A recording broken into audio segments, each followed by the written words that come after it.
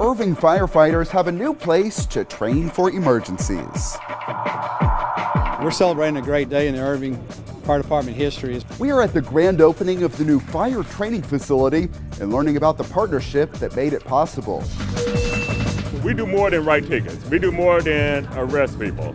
We come out and we relate. Relating to the rhythm and celebrating the success of a program that you might say is on the hair-cutting edge.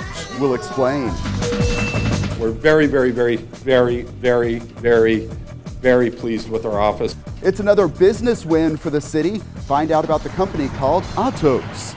Plus, why crews are planning for winter weather in the summer heat. Construction on a new hotel gets underway.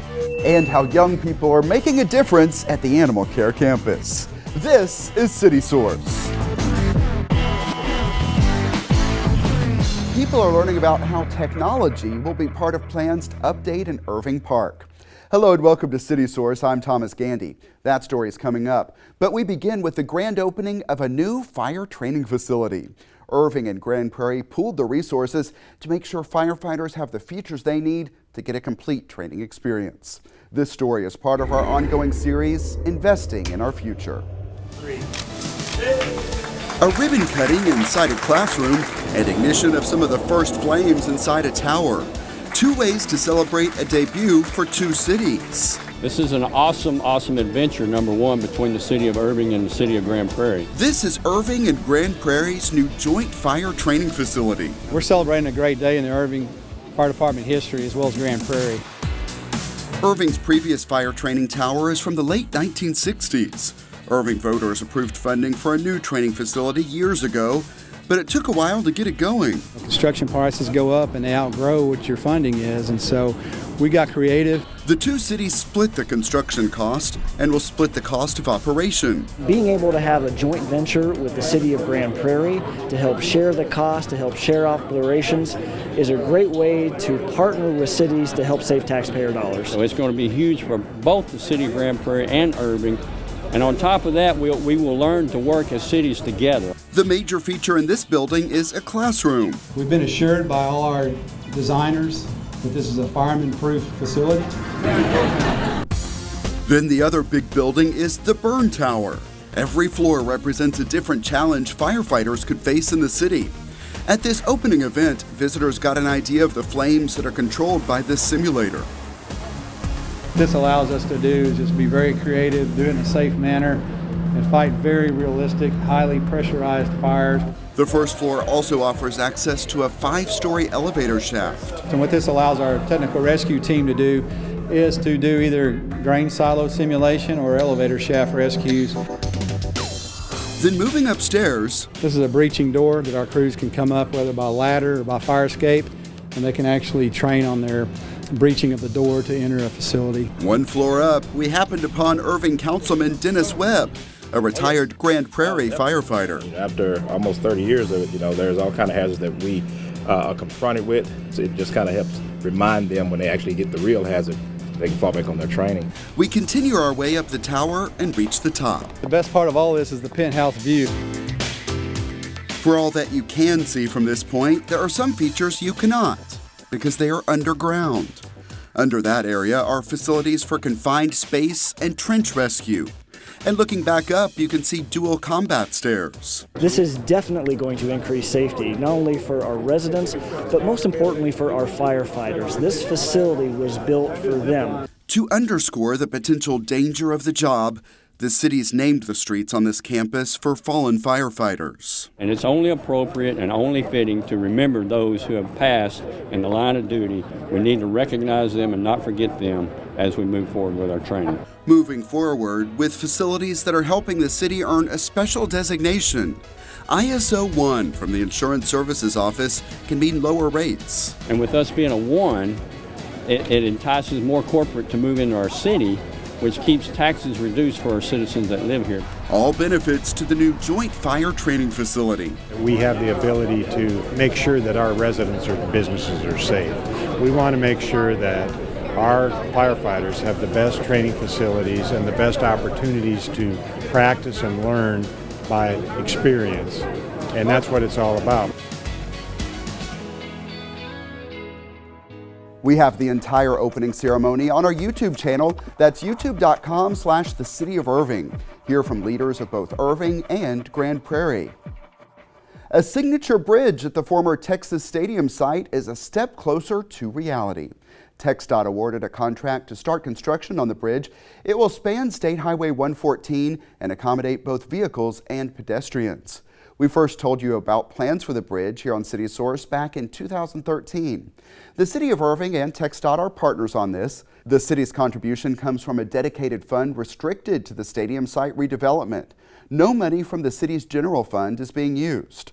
There are still no plans for the site, but the mayor believes this bridge could help. Yeah, I think that's a real opportunity for us to move forward on the marketing of that area. It's hard to sell a piece of real estate or get a development going unless you have the infrastructure there. Construction on the bridge is expected to begin later this year, and it could be complete by mid-2019. Luzon Park in South Irving is in store for some upgrades, and they will incorporate technology just about everyone has. A new playground will be constructed with features that will be enhanced by a smartphone app. Parents or other caretakers can use the free download to guide children through different activities and games on the playground. It offers users a lot of different play options. The decision to go with this interactive design comes after 2 public input meetings. The most recent one you see here was at the South Irving Library. At that meeting, attendees weighed in on the final 3 options, and based on that input, the capital improvement and parks teams chose the one that uses the app. This park has actually not seen any new construction since 1990. So it's a long time to wait. And so the elements that we're proposing to put into the park, they're really excited about, and it's long overdue. $300,000 in park bond funds are budgeted for the improvements. City Council will review the bids for the project, and work at the site could begin later this year. Construction is now underway at the site of the Texican Hotel. That's being built on Las Colinas Boulevard at Northwest Highway across from the Irving Convention Center. The hotel will have about 150 rooms, meeting space, and a distinctive feel. It's actually kind of a throwback concept, so it's kind of that old school motor court, definitely kind of got that Spanish hacienda style, so it looks really almost like some of the original parts of Las Colinas did, if you think about how the equestrian center used to look, that kind of style, but you see it along the canal as well. The Texican could open in the summer of 2018. The city has an economic incentive agreement with the developer Valencia Group. And that hotel is not to be confused with the much larger Westin Convention Center Hotel being constructed on city-owned land just across the intersection from the Texican. You can see clear signs of progress at that Westin site. It will have 350 rooms, meeting space, and a parking garage. When you see 2 new hotels coming in, both with meeting space, do you risk oversaturation? We don't believe so. The market, we have not had a new full-service hotel open in Irving since 2000, and that's a really long time for a market as strong as Irving has been to not see a full-service hotel developed. The city revised its hotel development standards, and that's allowed us to kind of control our destiny and make sure that the products coming in are going to drive demand. The Westin could open in late 2018. And there behind the Westin construction site and along State Highway 114, you can see the Irving Music Factory, which will host its first performance at the end of this month.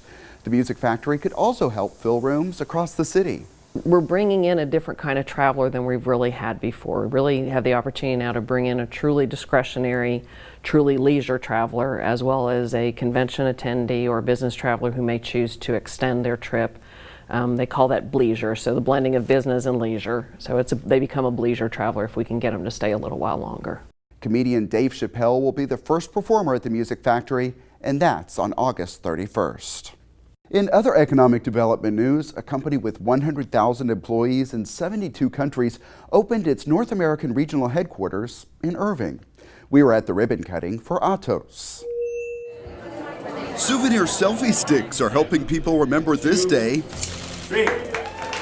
It's the ribbon cutting for the new North American regional headquarters of Ottos. What an incredible opportunity for Irving, Texas to have another great win. Not only bringing in more employees, but to have an international company come in as well. High quality jobs in the IT sector and a company that's providing security, data, cyber resources to customers throughout the globe. We are providing infrastructure services We are providing consulting services and system integration. The company's CEO knows it can be hard for people to wrap their heads around what Ottos does. Around the building, there are signs of the company's partnership with the Olympic Games to provide digital services. But beyond that, it's complicated to explain. It's always better to show to our client. That's why Ottos opened its first business technology and innovation center in North America here. People can get a look at what the company offers. This is one of the solutions we are providing for cities, which is managing in real time traffic forecast. About 330 employees work here in this building on Regent Boulevard. 150 more employees are expected to be added this summer. They work in a space that is an example of a growing trend in workplaces, open space. We are promoting a very open and transparent way of working. We're definitely seeing a shift in corporate relocations that they have a component of collaborative workspace. They also want to make sure there's that private space for those confidential conversations. The company is also eager to show off its dining area, offering locally sourced cuisine with healthy options. Farm to fork, cafeteria style, if you could call it that. I would call it luxury dining. We're very pleased with our office, and we're very pleased with the location. The new Irving office is the largest in the U.S. for Ottos. The building's close proximity to DFW International Airport was a major selling point in the decision to locate in Irving. A lot of the reason we get the companies is because of our location and because of what we have in the city. And they are happy about what is ahead in Irving. Well, we look forward to the new entertainment venue that the city will enjoy. You know that it's important not only to have a place to work and to live, but to play. Taking the broader view, accessibility was great. We had a huge and a great support from the city of Irving. This is a great opportunity for more jobs. It's a great opportunity for continued development of our area around the airport and throughout all of Irving. We are very glad to be here in Irving. We are going to carry on investing into this location. And this success story is helping the city move forward with more businesses. We have several of these in the pipeline. I do believe that success begets success. And their latest story to share comes from right here at Ottos. That building also has a lot of energy efficient features. The city offered incentives to attract Ottos to Irving. And you heard one of the company's primary reasons for locating in Irving is the proximity to the airport. So that brings an added focus to our next story. Crews at DFW International Airport are talking snow and ice during some of the hottest days of the year. This is brand new equipment. They're learning all this for the very first time. The airport bought more than $20 million worth of new equipment to clear snow and ice. Now workers are in training to use it. Previously, the airport had a lot of the same equipment used to clear highways. So we struggled for years and years and years with our highway equipment. And then, as we know, during the Super Bowl, we really got hit hard. He's referring to the 2011 Super Bowl hosted by the DFW region. This new gear is more specialized. Also, there is more of it, so they can tackle more areas of the massive airport simultaneously. We have enough equipment now so that we can split all the equipment between the east and west side, run entirely separate operations, and be able to open up a runway literally within 15 to 20 minutes once we start operations. Their work starts even before that. When winter weather is expected, the teams first coat the concrete with a solution that is designed to keep ice from forming.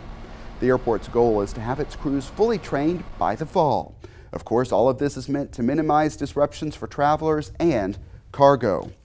While talking weather, the more common threat this time of year, along with heat, is thunderstorms.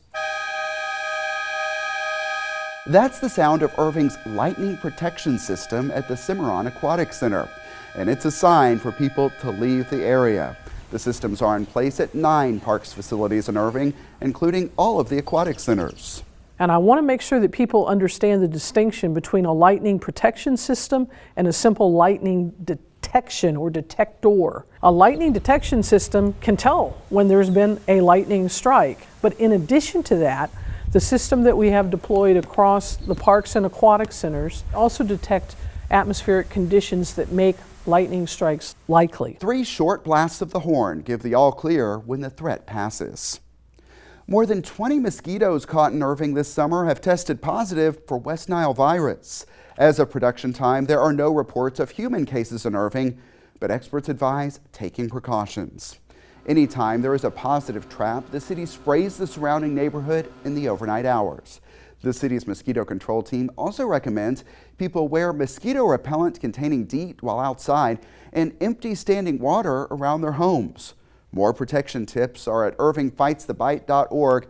That's also where to find updated spraying schedules.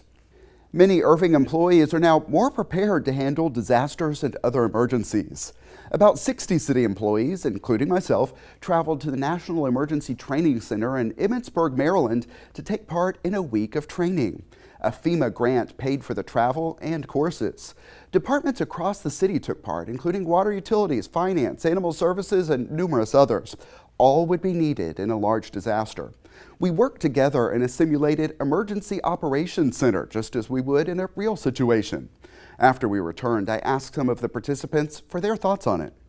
Oh man, that was a great exercise. I found that very educational throughout the city, and I think it'll reap huge benefits if we ever have to activate that center. And based upon the different disasters that come through, either man-made or natural, it's a matter of when, not if. I think from a citizen standpoint, they need to recognize the fact that the men and women of the city of Irving are prepared, trained and ready to respond to any kind of emergency that this city would undergo. The men and women of the city of Irving train together, we work together, we forge relationships. It was an opportunity for all of us to get to know each other, get to understand the roles and responsibilities from the different departments, and when an actual emergency does occur, we will know who is on the other side of the phone, who is actually out there in the field. FEMA selected Irving to receive the training through a competitive application process. Some city departments are now planning follow-up training locally to address what participants learned in Maryland. In other news, a new service is now available at Irving's Family Advocacy Center. We were there for the announcement. We are here to announce our satellite office is expanding to Irving.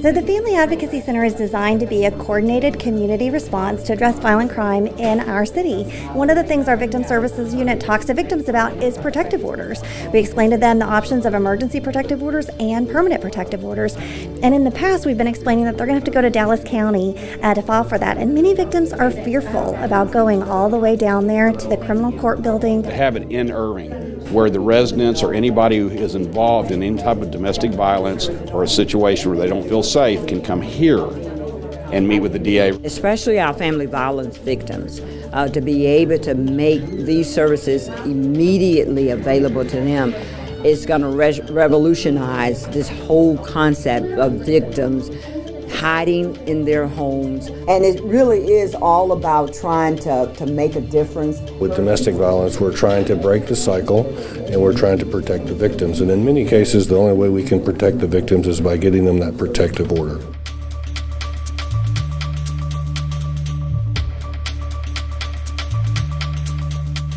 Well, one of the assets for our investigators is having a prosecutor here that they can walk down the hall on an active case that they're working and find out, is there anything else that the prosecutor's office is going to need to make this a viable case? What other information are they going to need? It's about what can I do to help you? And that's what was in my heart and in my mind. I want to help you. So the best way to help people, okay, we're going to come to you. On an upcoming show, more news from the Family Advocacy Center. Learn about the summer camp offered this year, made possible by a big donation. Let's stick with news from the Irving Police Department, and this story is on a much lighter note. It's the celebration of a success for a popular program. We caught up with the people enjoying the food, dancing, and more at a block party. With snacks, prizes, and cool DJ over there playing nice music too. They are ready for a block party.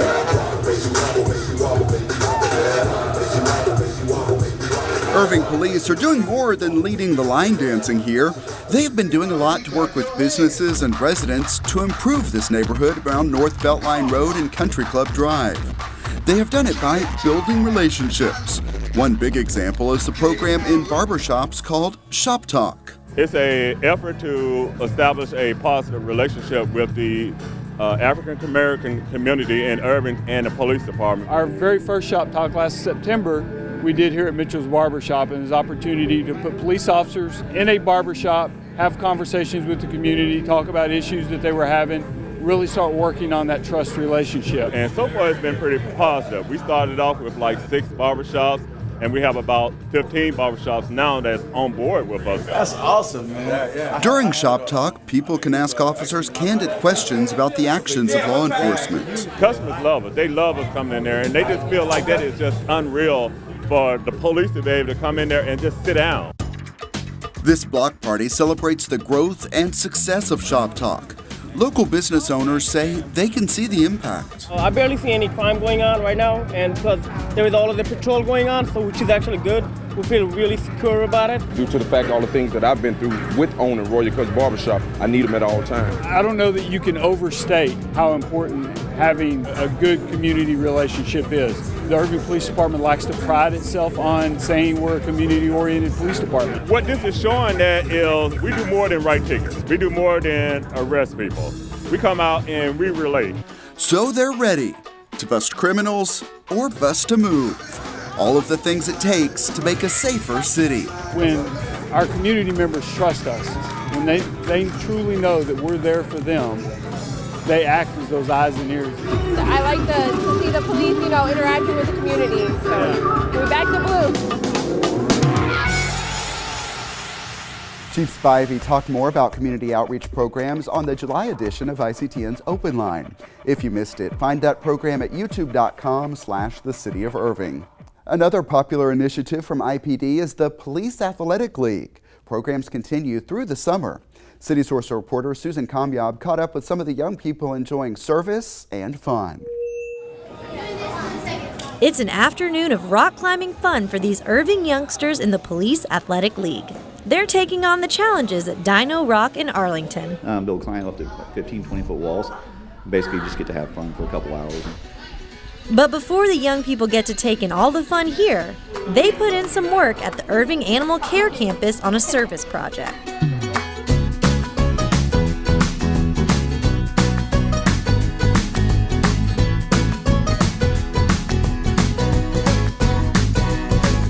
They are giving back to the community by donating their time at the animal shelter and learning some lessons along the way. It's not always about what you can get.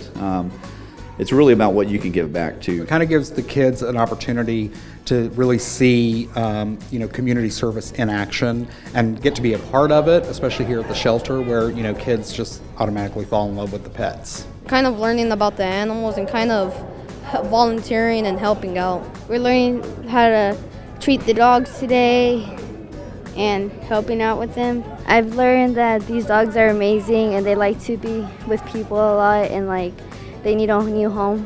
And for PAL participant Anthony Soto, this visit has brought him closer to a possible new pet. So is this the cat that you want? Yeah.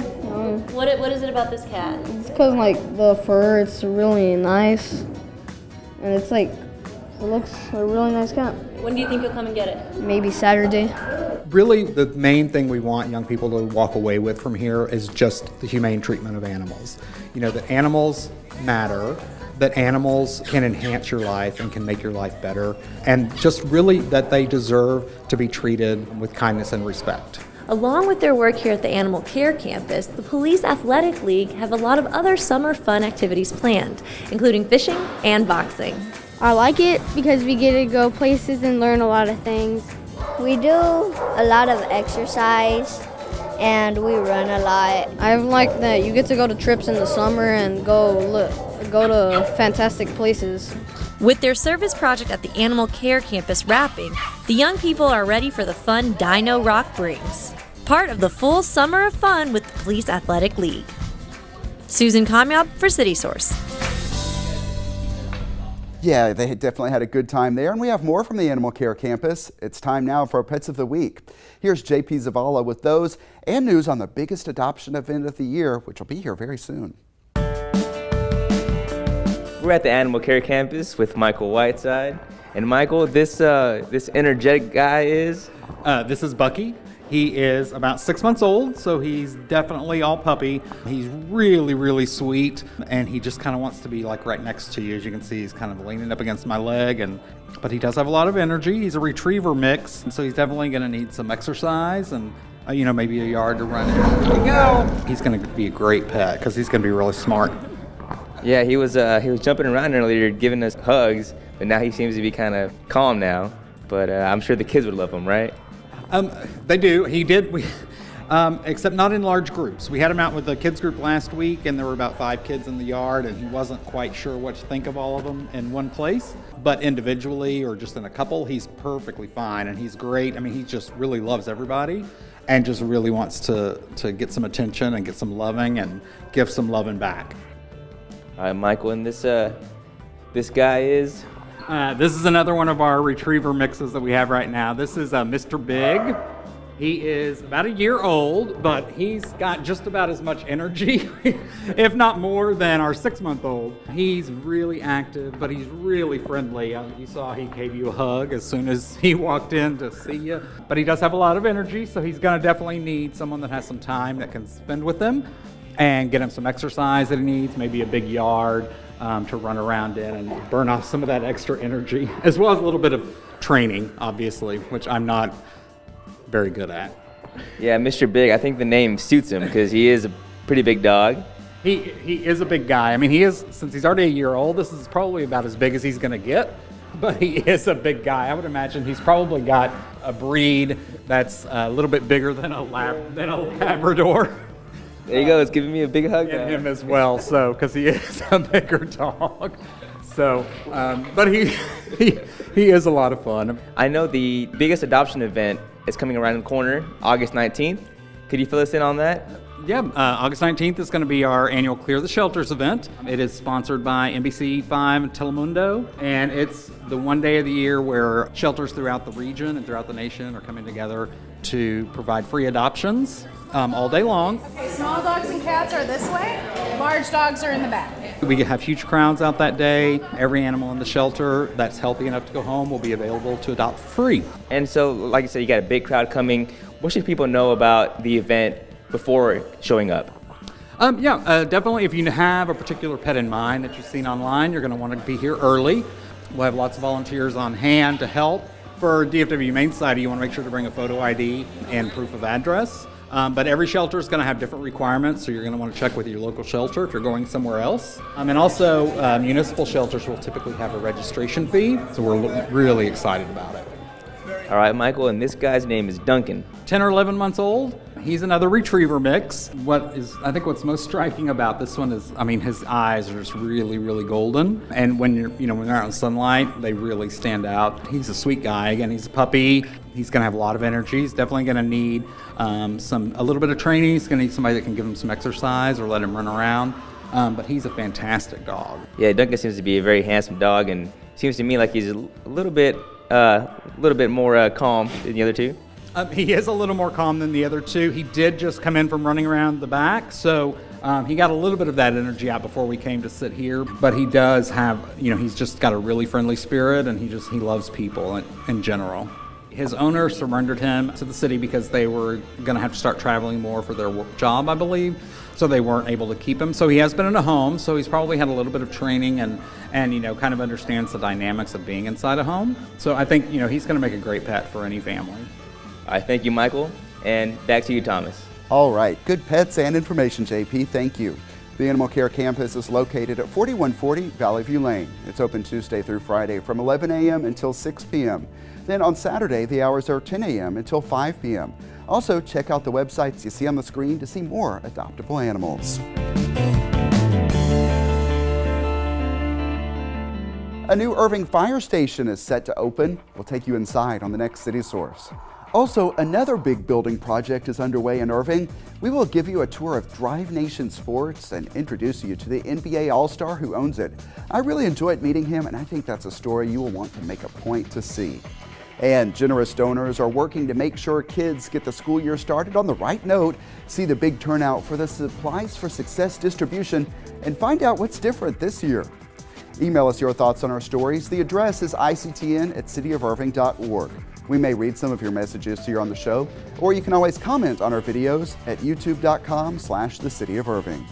And that's it for this edition of City Source. Thanks for watching. We'll see you next time.